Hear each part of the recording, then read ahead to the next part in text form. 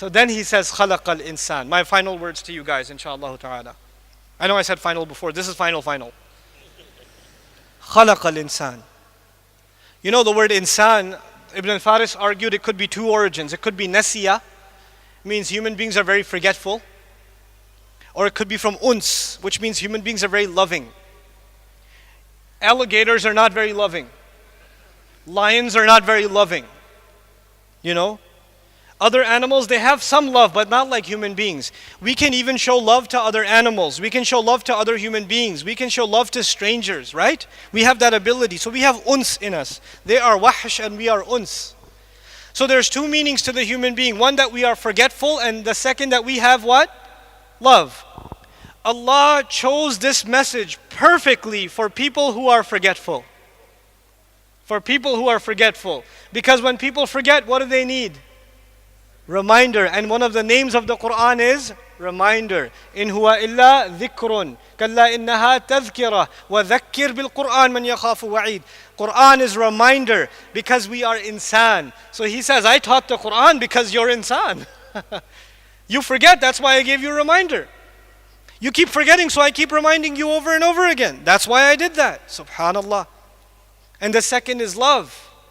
You don't just give love, you are looking for love. If you're looking for love and you have a hole in your heart that you need to fill, this word of Allah will fill it. This word of Allah will give you, you'll appreciate the love Allah has for you, the honor He's given us, how high His word is. وَكَلِمَةُ اللَّهِ هِيَ الْعُلْيَا, He says in Surah At-Tawbah. The word of Allah is the highest there is. There's nothing higher than the word of Allah. Al-Ulya, the superlative form is used. You know what that means? There's nothing higher than the word of Allah. And yet that word of Allah, anzalahu, He sent it down. Can you imagine? The highest thing was sent down. For who? For you and me. That's what you call a gift. I don't deserve that gift and you don't deserve that gift. That is an act of love of Allah. Who is going to accept that invitation from Allah? If Allah called Himself a teacher, who will refuse to be a student? You know? And if you start now, I don't care if you're 70 or 7, if you turn to Allah and say, Ya Allah, I want to learn your book. You called yourself a teacher and I want Ar-Rahman to be my teacher, so I'm ready to be his student.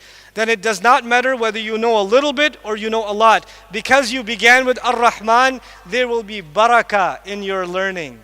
And when there's barakah in your learning, you will learn like you have never learned before. Never.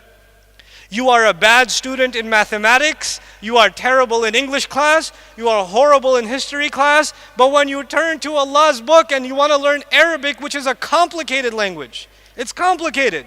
You want to learn tafsir and tajweed and memorize. If your intentions are, I want Allah's love and mercy, then Allah will open doors in your brain you didn't know existed. And it'll become easy for you like nothing else. You know, in college I was a terrible student.